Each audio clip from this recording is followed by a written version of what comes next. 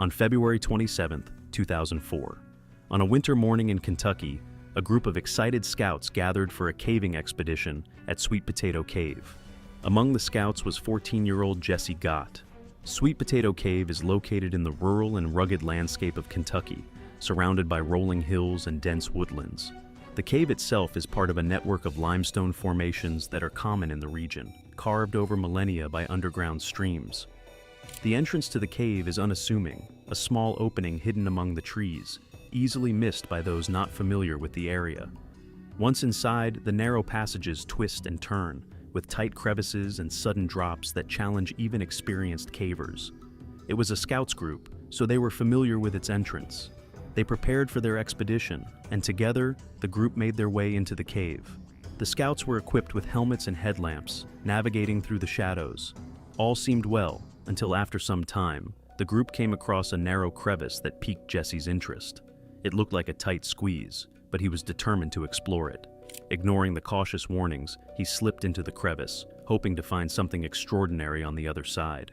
However, the thrill quickly turned to dread when he realized he was stuck, wedged tight up to his chest, with no way to maneuver his body out.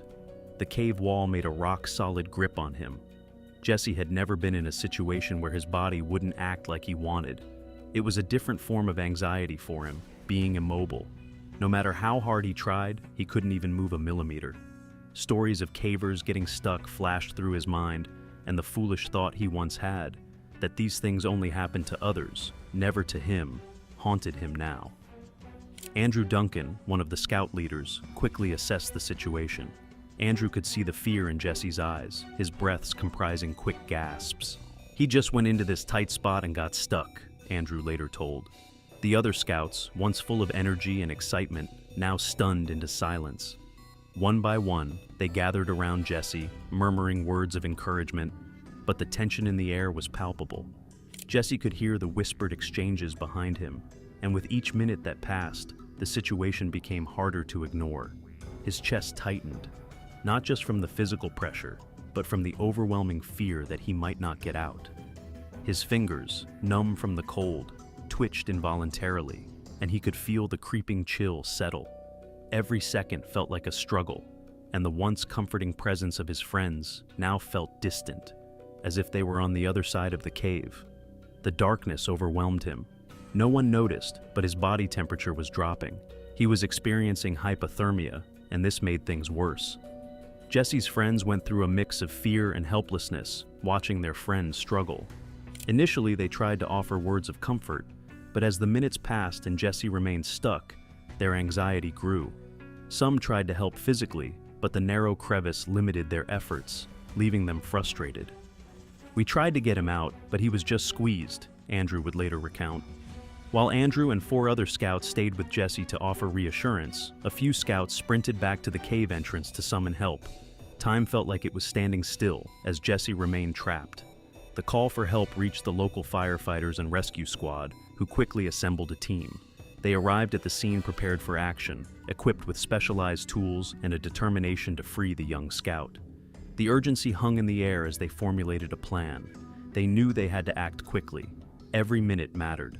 Once inside the cave, the rescuers approached the narrow crevice where Jesse was trapped. They realized that he needed treatment, not just for his injuries, but also for hypothermia immediately. They wrapped blankets along with heating pads around him and immediately got to work, carefully assessing the constriction. Using a combination of shovels and crowbars, they began to enlarge the opening. Jesse remained focused on his breathing, trying to stay calm despite the fear that threatened to overtake him. He could hear the muffled voices of the rescuers and feel their determination. Meanwhile, Andrew and the other scouts kept talking to him, offering words of encouragement. "You're going to be okay, Jesse. Just hang in there," they reassured him. After hours of hard work, the rescuers finally made progress. The opening was widened enough for Jesse to be pulled free. With a collective effort, they maneuvered him out of the crack around 3 p.m. The moment was met with cheers and sighs of relief. Jesse was finally free, but the ordeal wasn't over yet. Once out, he was taken to a local hospital for evaluation. The medical team was ready and waiting, and they quickly assessed his condition. Thankfully, Jesse's ordeal had only resulted in mild hypothermia, a relief considering the circumstances. After being warmed and monitored, he was soon released. Three friends, Mark, Jason, and Luke, set out on a weekend caving trip, eager for adventure. The group had heard stories about the Grim Reaper Cave for years, a notorious cave system shrouded in local legend, known for its narrow, suffocating passages and the haunting echoes that earned it its ominous name. The cave was said to produce unnatural wailing sounds, especially when the wind whipped through its corridors. They discussed the details with the locals and went on. The group's preparation was careless. With only cheap flickering torches and no proper gear, they set off wearing worn-out jeans, thin jackets, and sneakers ill-suited for the cave's harsh conditions. Mark brought an old, frayed rope, while Jason packed a single bottle of water, assuming they'd be done quickly. As they crawled deeper into the cave, they realized the narrow tunnels were much tighter. Mark noticed how the jagged rocks formed a twisted, narrow corkscrew ahead, making the path treacherously tight. He was well aware of the danger, seeing the sharp edges jutting out, threatening to scrape and snag anyone. The space was barely enough to crawl through, each turn tighter than the last. Despite the clear risk, Mark pressed on, determined to explore further, convinced he could squeeze through without getting caught. He ignored the tightening walls, his confidence blinding him to the trap ahead. About 30 minutes in, disaster struck. Mark, who was leading the way, slipped and wedged himself between two jagged rocks. His body was squeezed so tightly that the rocks dug painfully into his sides, making it impossible for him to move. But that wasn't just it. Behind him, Jason was blocked completely, his arm pinned beneath Mark's body. The cave walls seemed to press in, growing narrower with every second. The claustrophobic darkness, paired with the sensation of the walls squeezing in, made it feel like the cave itself was alive, trapping them. His breathing quickened and a cold sweat broke out as he tried to control his rising panic attack. Luke, the last in line, realized the severity of their situation. He tried his best to free up Jason, but his efforts went futile. If only he could reach and rescue Mark, the situation might turn into their favor. However, with Jason stuck just behind Mark, things seemed difficult. The air was growing thinner, and the damp chill of the cave was seeping into their bones, hypothermia looming over them. He could feel the air quality diminishing as the tunnel became more oppressive. The stakes were clear. If he didn't act quickly, Mark could suffocate, Jason would lose his composure, and they all could succumb to the conditions. Luke decided to leave his friends and go for help. The journey back would be long, and every second felt like a lifetime. Time was running out, and as Luke raced for the surface, Mark's strength was fading. Jason's panic was growing. Rescue efforts began the moment Luke reached the surface, breathless and frantic, explaining the situation to the local search and rescue team. Within an hour, a specialized cave rescue unit had been dispatched, equipped with advanced tools designed for this very scenario. The team included expert cavers, medics, and engineers skilled in handling extreme environments, but they knew this would be a challenging extraction. Upon arriving at the cave entrance, the rescue team immediately deployed a portable monitoring device to measure air quality inside. As suspected, the oxygen levels were dropping dangerously, and high concentrations of carbon dioxide were slowly building. With hypoxia now a serious threat, a lightweight oxygen delivery system was quickly prepared to be lowered into the cave using thin tubing, allowing the trapped men to breathe more easily while rescue efforts continued. The team descended into the cave with specialized rock drills, carbide-tipped chisels, and inflatable air bladders. These air bladders, once placed between the rock walls, could be slowly inflated to create just enough space to maneuver the trapped body parts free. Mark's situation was precarious. His chest was compressed by the rocks, making it difficult for him to expand his lungs fully. The medics knew they needed to act fast to prevent internal injuries from the crushing force. The challenge was to widen the crevice without compromising the structural integrity of the cave. As the rescue team drilled into the surrounding rock, vibrations were carefully controlled with handheld sonic drills, tools capable of minimizing potential collapse. Meanwhile, Jason, whose arm had been pinned beneath Mark, was struggling with severe circulation issues. A rescue medic crawled forward to assess his condition. His arm was pale and numb, but fortunately, blood flow hadn't been completely cut off. The rescue team knew they had to free Jason first before even attempting to reach Mark, who was wedged deeper between jagged rocks. Jason wasn't stuck in the same way, but was pinned in place, unable to move forward or backward due to the narrow passage and Mark's position ahead. The rescuers quickly assessed the situation, realizing that Jason's mobility was key to getting to Mark. They started with Jason, gently positioning a rescue harness around his torso, careful not to scrape him against the rough cave walls. Using a mechanical advantage pulley system, they began pulling Jason backward while guiding his feet to find small footholds in the uneven, sharp ground. The cave's tight space left no room for error. Jason could barely breathe, his chest pressing against the stone, while his arms were braced against the cold rock to steady himself. After several tense minutes, Jason was finally pulled free. He gasped as he was dragged backward into a slightly wider part of the cave. Now, the rescuers could focus on Mark. Mark was in a much worse situation, wedged tightly between jagged rocks that were pressing painfully into his sides. The team had to work quickly and precisely. They inserted an air bladder, a small device that could inflate to create enough space between Mark and the rock without causing the fragile cave structure to collapse. Once the rocks were pried apart just enough, the team slipped a rescue harness around Mark's body. With careful coordination, they applied steady tension using the rope system, inching him out. Every tug was agonizing for Mark, his body scraped by the sharp stone, but the alternative was staying trapped in the diminishing air. After what felt like an eternity, they finally pulled him free, bloodied and bruised, but alive. They quickly wrapped him in an emergency thermal blanket. Jason, now free, followed closely behind, his arms swollen but functional. As the men reached the surface, medics immediately tended to their conditions. Both were hypothermic and severely dehydrated, but alive, thanks to the precise use of technology and the rescue team's expertise. On the morning of June 17, 2004, Steve Alborn and a group of friends from his church were filled with excitement as they set out for an adventure in Smith's Crack, a well-known cave system in Idaho. The warm air and the forest path leading to the cave buzzed with anticipation as the group hiked through the thick trees, talking and laughing about the exploration ahead. After trekking along the winding forest trail, they finally reached the cave's entrance, a dark, yawning opening that beckoned them inside. As they descended into the cave, they were immediately captivated by its beauty. Steve, a towering figure at 6'2" and 250 pounds, had never been one to shy away from a challenge.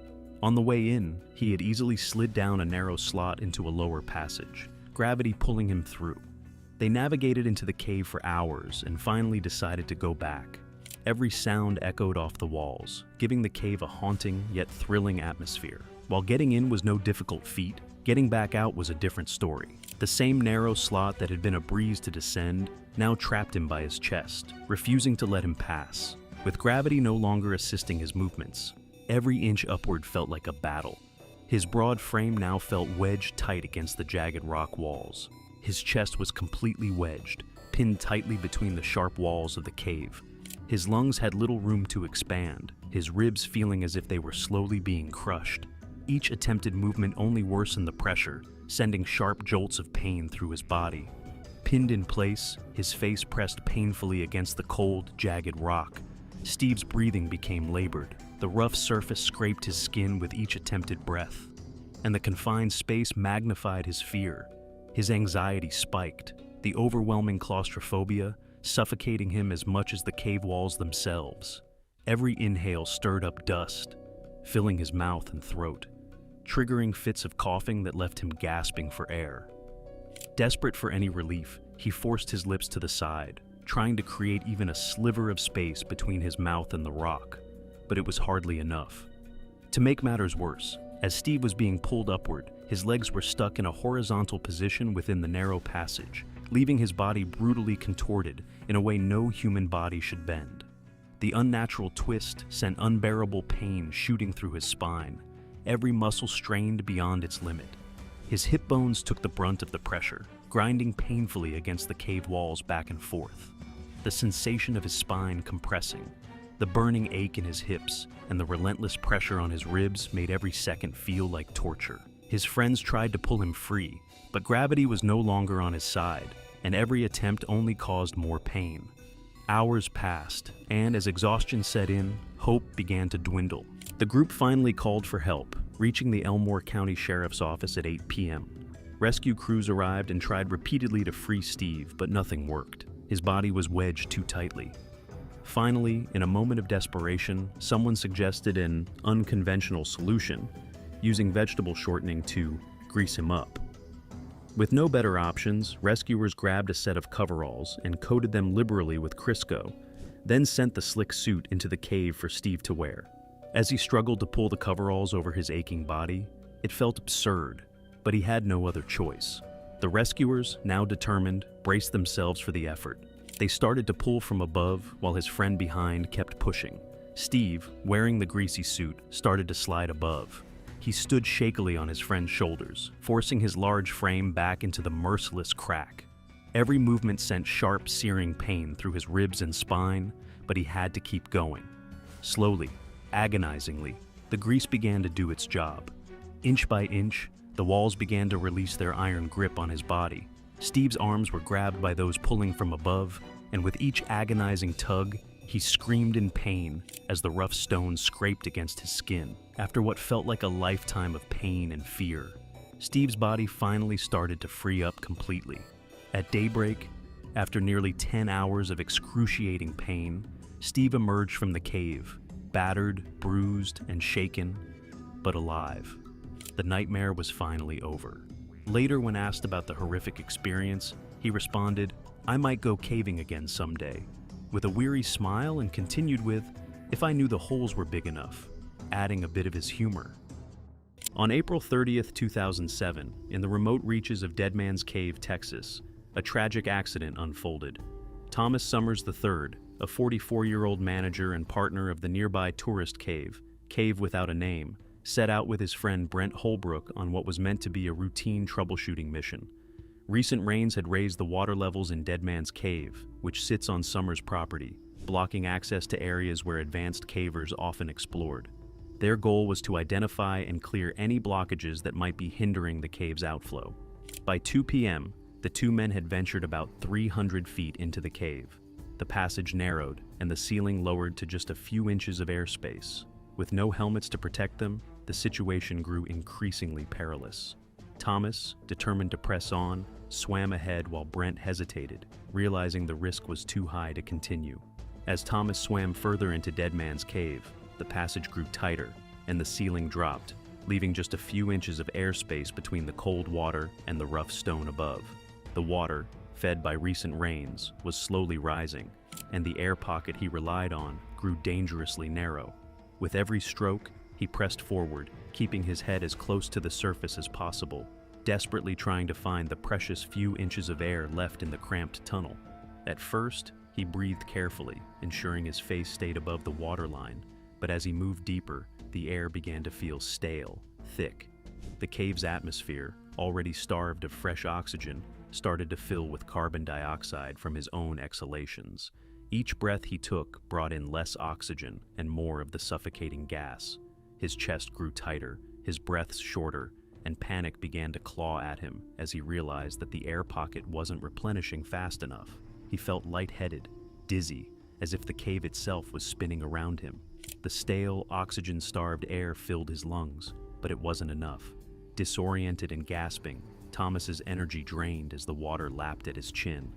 His body gave out before he could make it back, and in the dark, cold waters of Dead Man's Cave, he slipped beneath the surface, unable to fight the pull of the water any longer. Brent swam a few feet behind Thomas, his heart pounding as the passage grew tighter. He called out, but only heard the sputtering of Thomas's breath echoing through the cave. The air felt heavy, and something didn't seem right. Then, there was only silence. No response, no movement.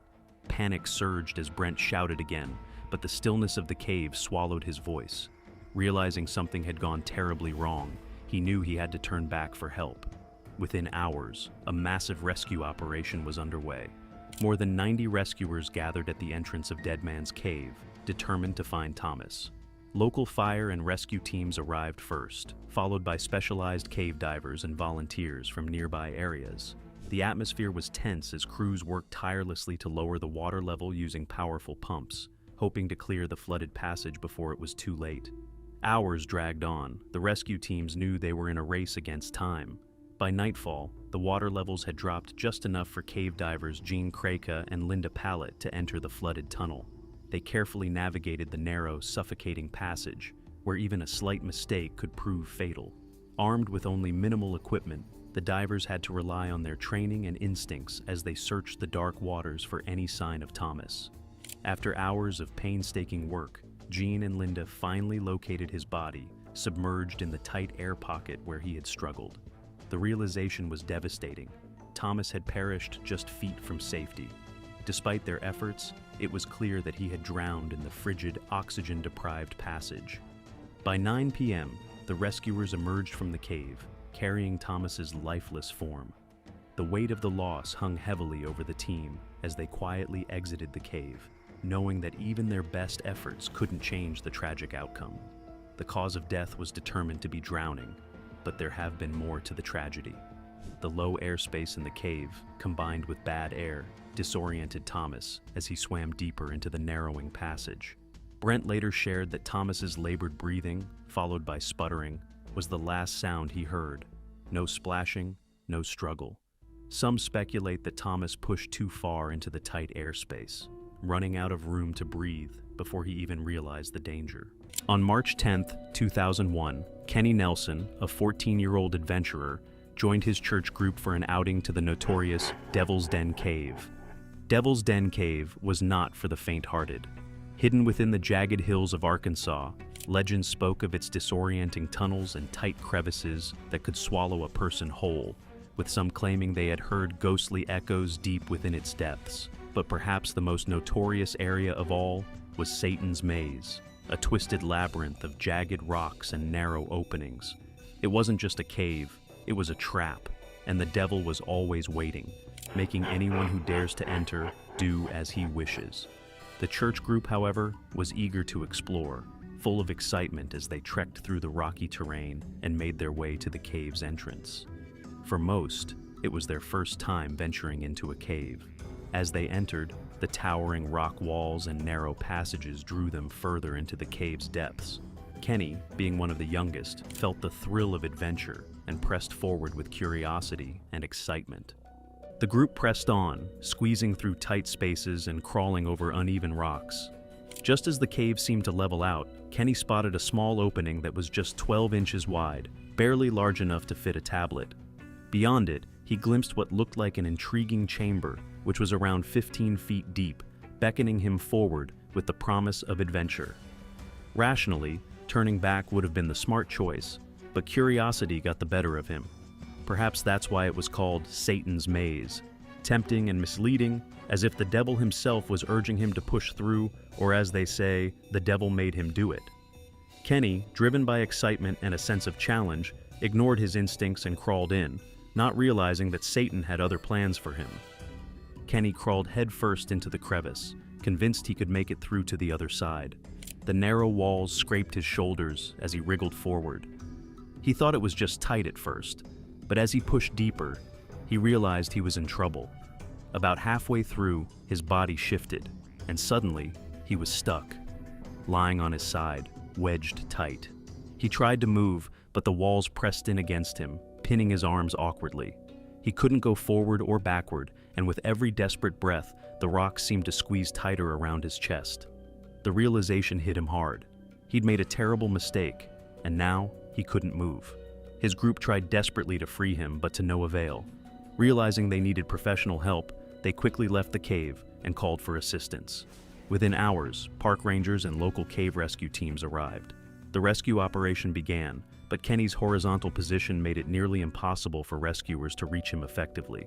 His body was wedged too tightly, and every attempt to pull him out was met with little success.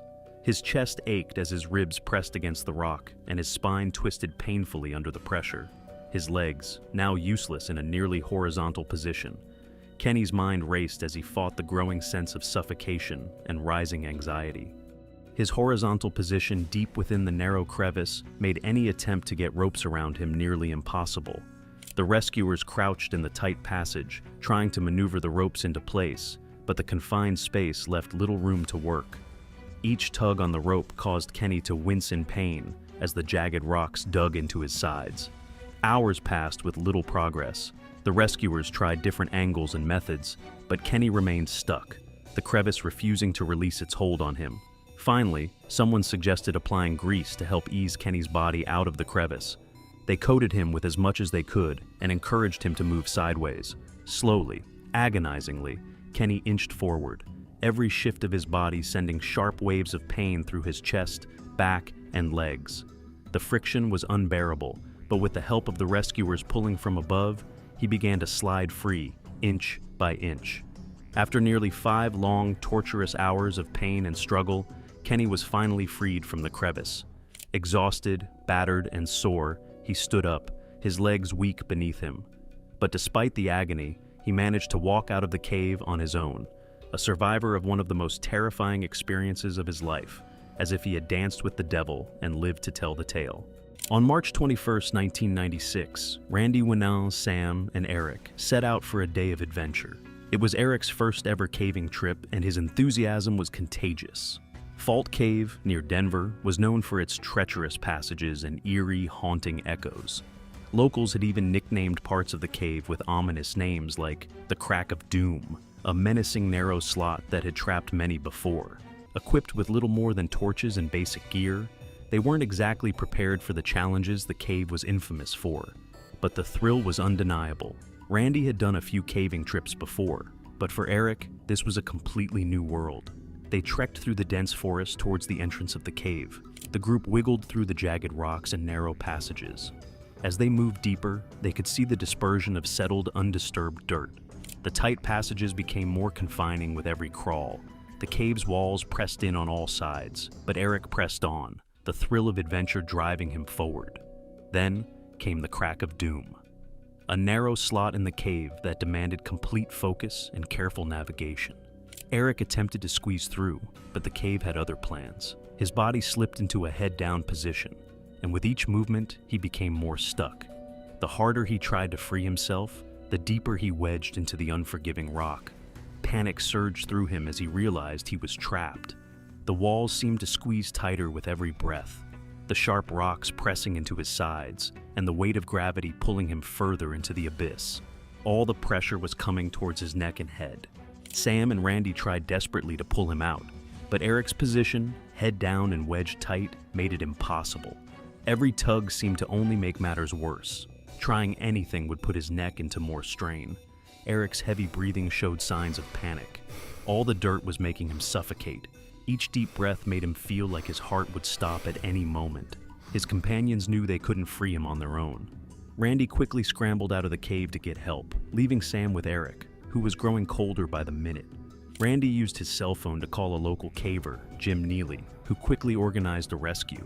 By the time the team arrived, firefighters and experienced cavers were already working in the confined space to free Eric. The situation was dire. Eric had been stuck for hours and his strength was fading. The rescue was a painstaking process. They carefully inspected the Crack of Doom, realizing any kind of drilling could make the debris fall and compile towards his already stuck head, making breathing even more difficult. They went for an alternate option. First, they stripped off Eric's clothes to reduce friction against the rock. Then, they coated his entire body with Vaseline to help him slide free.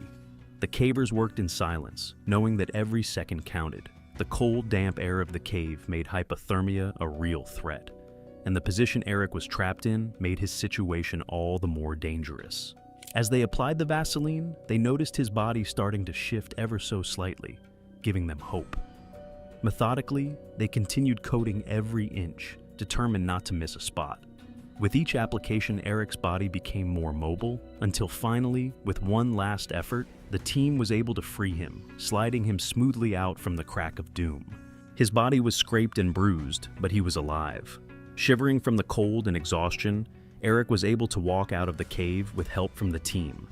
The hike down the mountain was slow, but Eric made it without further assistance. His first caving trip had turned into a nightmare, but he had survived the Crack of Doom, a memory he would never forget. Joseph Lobato, 29, thought of himself as adventurous, capable, and confident in his ability to handle whatever the outdoors threw at him. He'd taken his girlfriend on a few small climbing outings in the past, and convinced her, and perhaps himself, that he knew what he was doing. In reality, his experience barely extended beyond basic outdoor activities, and he had no real caving knowledge. But none of that stopped him from confidently entering the Yo-Yo Pit.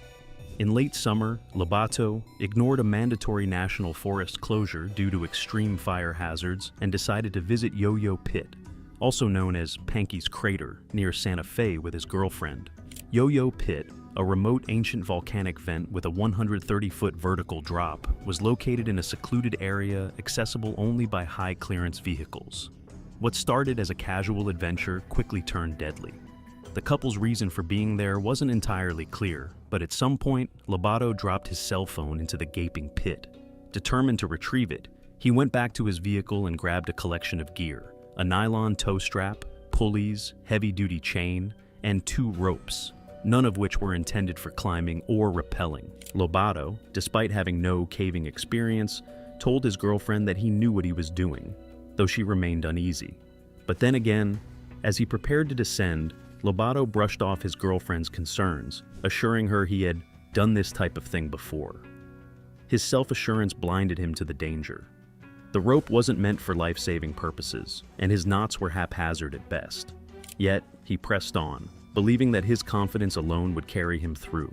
When he began his descent, sliding awkwardly with the rope beneath him, it was clear things weren't going as planned. After a few feet, he switched to descending hand over hand, but his grip was slipping, and soon he lost control. As he tumbled towards the bottom, he let out a nervous, almost ironic laugh, as if realizing mid-fall that he had seriously messed up. He landed hard on a ledge, but somehow the absurdity of the situation made him laugh again. His girlfriend, still watching from above, heard his voice echo up from the pit, full of misplaced humor. She recalls that Joseph was laughing all the way as he fell to the bottom. However, the laughter soon gave way to grim reality. At first, he joked about breaking his arm, trying to reassure both himself and his girlfriend that he was still okay. But moments later, his voice changed. Pain radiated through his body, sharp and unrelenting. His back began to seize up, and he quickly realized something was very wrong. As minutes passed, numbness spread through his body. He could no longer feel his back, and soon the paralysis set in. With panic rising, Lobato told his girlfriend he couldn't move and urged her to get help. His confidence was shattered, replaced by the creeping dread of knowing he was trapped, helpless, and in unbearable pain. His body throbbed, his arm hung useless, and his back was immobilized. Each breath felt heavier, a painful reminder of the growing hopelessness in the pit. And as his girlfriend rushed for help, his injuries and the realization of his mistake weighed down on him like the pit itself. The only cell phone they had was lost deep within the pit, so she was forced to drive back over rough terrain, desperately searching for help. After hours, she found a payphone and called 911. By the time search and rescue teams arrived, Lobato had gone silent. Rescuers rappelled into the pit, only to discover that he had succumbed to his injuries. His body was carefully placed in a litter and lifted out, marking the tragic end to a poorly prepared adventure that could have been avoided. 30th September 2016, Luke Nelson had always been the kind of person who craved adventure. Having explored countless caves before, he wasn't one to shy away from the riskier side of things. On the morning of his last trip, he was particularly excited. He had set his sights on a cave nestled deep in the Texas wilderness. The cave had a reputation for being tricky to navigate, but that's what Luke loved about it. He packed his gear, double-checked his map, and told his sister that he was heading out for what he called a quick cave dive. What he didn't tell her was that he planned to go alone. The cave, known by locals as Silent Descent, was a complex system of tunnels, many of which had never been fully mapped. Sections of the cave were blocked by rock falls or rising water, making it dangerous for even experienced cavers. One area in particular had gained a reputation for inevitable dangers, an unmapped section referred to as the Dead Man's Tunnel. Luke knew about this section, but curiosity, as always, got the best of him. The entrance to the cave was about a 2-hour hike from the nearest road, located within the rugged Texas countryside. Luke had trekked the path before. As he neared the cave's mouth, he took a deep breath and entered, feeling the familiar rush of adrenaline. Earlier that morning, Luke had called his friend, hoping to convince him to join.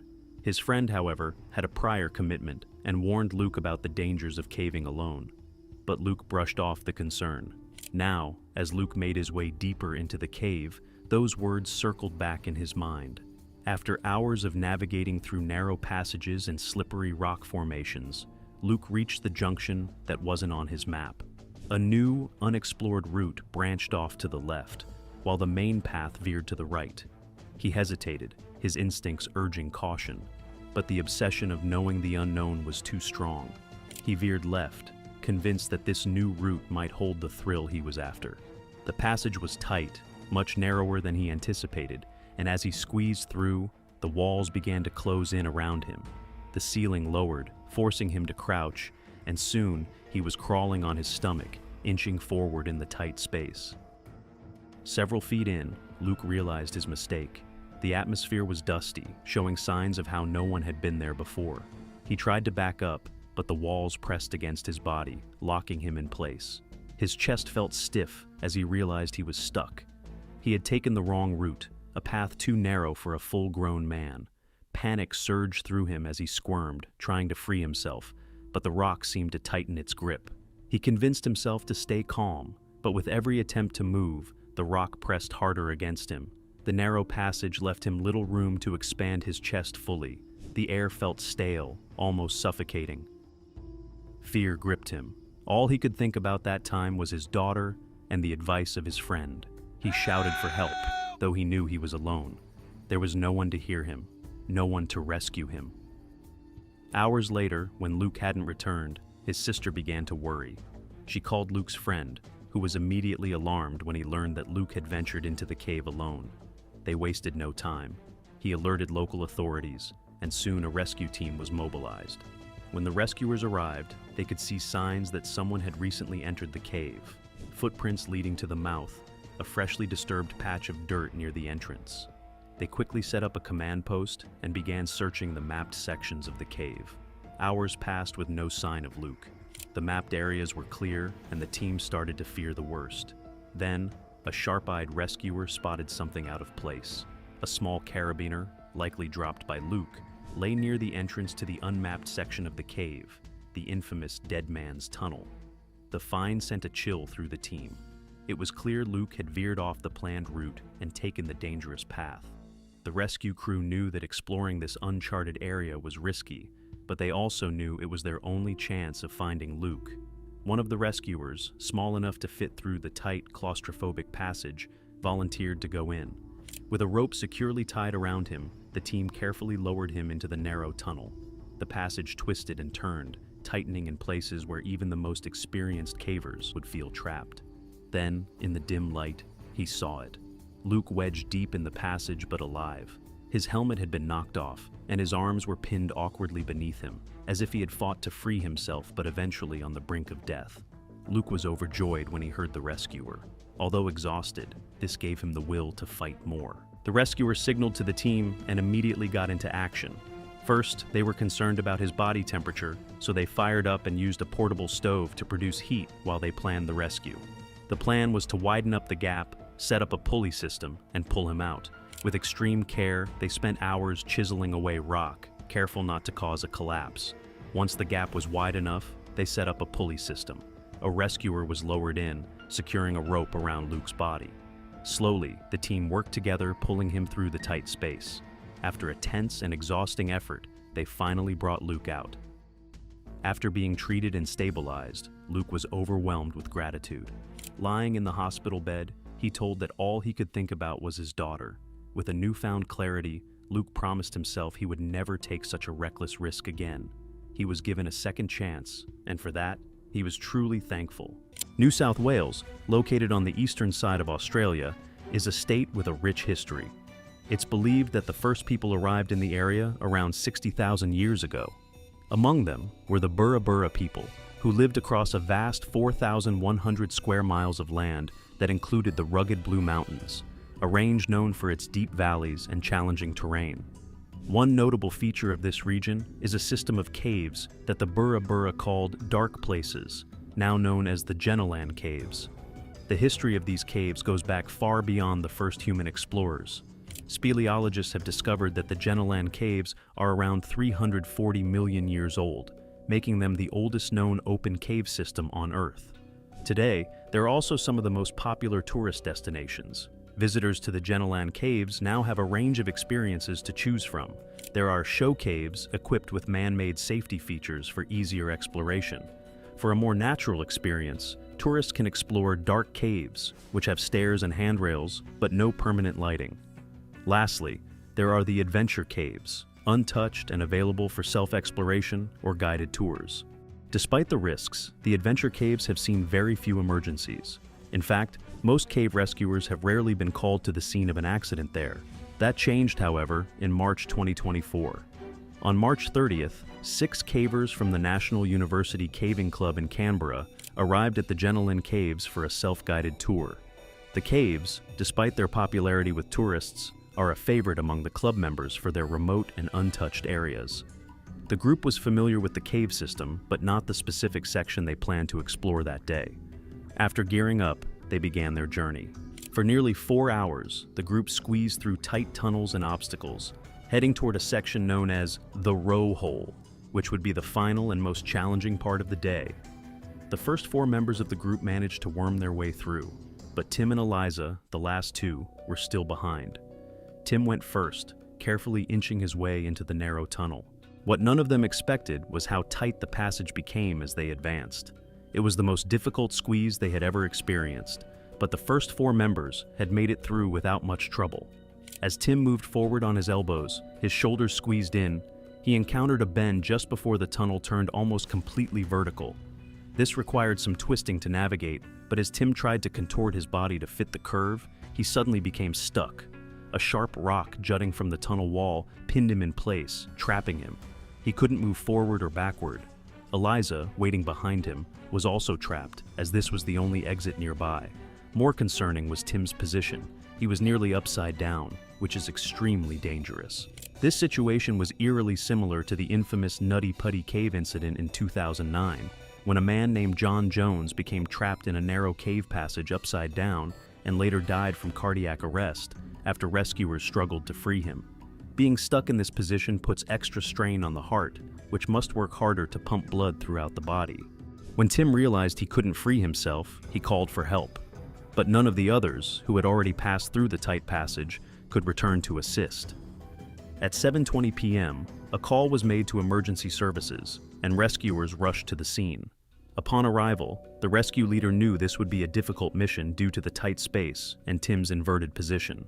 Paramedics quickly reached Tim, giving him water while the rescue team devised a plan. The leader determined that the only way to free Tim was to chip away at the rock that had him trapped. Entering the cave head first, the rescue leader carefully worked his way into the tight space beneath Tim. Armed with a drill, he began making small holes in the rock, with dust and debris spraying into both his and Tim's faces. After drilling, he pulled out a chisel and instructed Tim to stay as still as possible. For nearly 10 hours, the rescue leader worked tirelessly in the cramped, dark tunnel, chipping away at the rock. Finally, at 4:45 a.m. on Easter Sunday, Tim was freed and able to crawl out of the narrow passage. Eliza followed shortly after, and both walked out of the Jenolan caves, shaken but unharmed. Despite being stuck only about 130 feet, 40 meters, from the cave exit, Tim's ordeal could have ended much worse. Unfortunately, people involved in the upcoming story weren't as lucky as the people in the previous. As mentioned in the start of the video, this story is the most unique, since the caves here are not the destinations that attracts tourists. However, despite of that, 30 people gathered together to set out on this adventure. For context, around 12 million years ago, an underwater volcano in the Atlantic Ocean erupted multiple times over 9 million years. This, combined with tectonic plate movements, eventually formed the island of Tenerife, the largest of Spain's Canary Islands. Tenerife is located about 300 miles, 480 kilometers, off the western coast of Africa and is home to nearly 1 million people. However, it attracts even more visitors annually, with over 5 million tourists coming for its beautiful beaches and diverse landscape, which covers just 785 square miles. While most visitors come for the beaches, Tenerife's landscape also features dense pine forests in the center and steep cliffs along the coast, including many caves. Unlike other famous destinations, the island's caves are not widely visited, making them a hidden treasure for adventurous travelers. Scientists are particularly interested in these caves because many are actually lava tubes formed by volcanic eruptions. When thick lava flows slowly, it cools on the outside while remaining hot on the inside, creating tunnels as it moves. Over time, the lava recedes, leaving behind these tunnels, which are now a major feature of Tenerife's underground systems. One of the most famous lava tubes is Cueva del Viento, the largest volcanic tunnel in Europe, stretching 11 miles, 18 kilometers. These lava tubes, or galleries, are scattered across the island and often connect to one another. On Saturday, February 10, 2007, nearly 30 people gathered on Tenerife's western side for a hike through one of these lava tubes. Organized by the Tenerife Association of Friends of Nature, the group included several scholarship recipients from the Canary Astrophysics Institute. They set off, enjoying the island's peaks and valleys. By 2 p.m., they reached a mountain with two options: go over or through it. Since the hike was meant to be leisurely, they chose to go through a lava tube that connected the two valleys. However, unknown to them, they entered the wrong tube. Without an experienced guide, they relied on directions sent by phone. The group ventured deeper into the lava tube, believing it was the right path. By 3 p.m., they were over a mile inside the mountain when something felt wrong. Several hikers fainted one after another, with 16 out of 29 people losing consciousness. Those near the back, feeling dizzy as well, managed to turn around and escape. At 4:45 p.m., the escapees called emergency services, and rescuers quickly arrived. Before entering the tube, the hikers who escaped reported a strange gas smell just before the others passed out. Rescuers needed to be cautious, as the narrow tube, only about 6 feet, 2 meters wide and high at its largest point, made the rescue challenging. Some unconscious hikers regained consciousness and walked out. But by 5,000 feet, 1,400 meters into the tunnel, rescuers began to find those who hadn't woken up. The gas smell became stronger the further they went. Throughout the night and into the next morning, rescuers worked carefully. 8 hikers were airlifted to the hospital with breathing problems, while 2 had more serious injuries due to the positions they passed out in. By February 11th, only 6 hikers remained inside, but they had been leading the group and were the deepest in the cave. Unfortunately, the concentration of gas was highest there. 20 hours after the hike began, the rescue took a tragic turn, when the last 6 hikers were found dead from oxygen deprivation. The lack of oxygen likely caused their deaths long before the first hikers escaped. When the brain is deprived of oxygen, it takes just minutes for irreversible damage to occur. In the aftermath, experts explained that the hikers had unknowingly entered one of the most dangerous areas. Tenerife, being a volcanic island, has gases produced by the molten rock beneath the surface. These gases travel through the lava tubes, displacing breathable air, which is why the hikers passed out before realizing the danger. The local government declared 3 days of mourning to honor the victims of this tragic event. The last story is what led to a $12 million lawsuit. Stick tight to find out. On November 1st, 2020, Lake McDonald, the largest lake in Glacier National Park, became the scene of this unfortunate incident. The lake stretches about 10 miles long, is over a mile wide, and reaches depths of nearly 500 feet, making it a popular spot for experienced divers. Located in the Rocky Mountains at an altitude of 3,153 feet, it presents unique challenges for divers, especially because high-altitude diving requires careful attention to buoyancy and decompression due to lower atmospheric pressure. In November, the cold water, near freezing, adds extra difficulty, with risks like hypothermia if divers aren't properly equipped. The plan for the day's dive was straightforward. Linnea Mills, along with a group of divers that included instructor Debbie Snow, trainee Bob Gentry, and a 14-year-old known as E.G., were set to dive into Lake McDonald to practice high-altitude and cold water diving skills. However, several warning signs went unnoticed before the dive began. Linnea had purchased a second-hand dry suit, an essential piece of gear meant to keep divers warm by trapping a layer of air between the body and the cold water. Unfortunately, her suit was missing a crucial part, the inflator hose. Without it, Linnea wouldn't be able to add air to her suit as she descended, leading the suit to squeeze tightly due to the water pressure. This would not only restrict her movement, but also make it difficult to breathe. Sadly, neither Lania nor her instructors realized the missing equipment during the pre-dive checks. As daylight faded and temperatures dropped below freezing, the group proceeded with the dive despite poor conditions. The instructors skipped proper gear checks and a pre-dive briefing, essential for safety in such challenging conditions. Both instructors, Debbie Snow and Seth Liston, had limited experience with dry suits and high-altitude diving, adding to the risks.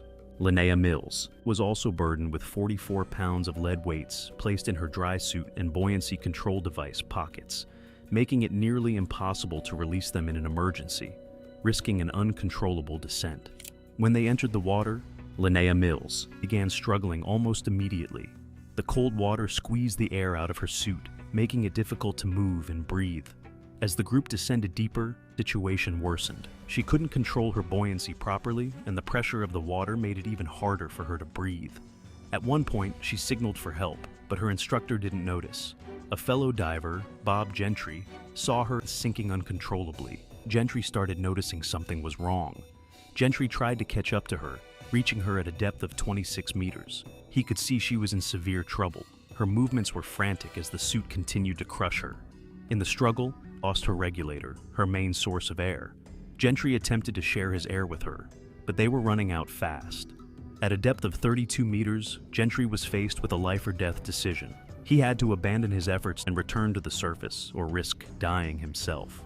Gentry made a rapid ascent, surfacing in less than a minute. A dangerous move that put him at risk for decompression sickness, also known as the bends. Meanwhile, at the surface, Snow and Liston were still unaware of the life-threatening situation unfolding below. When Gentry finally emerged, he frantically alerted Snow to the emergency.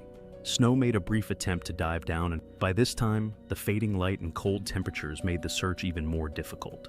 A second dive was organized, and eventually, Linnea's lifeless body was found at a depth of 39 meters. Linnea's family was devastated by her loss.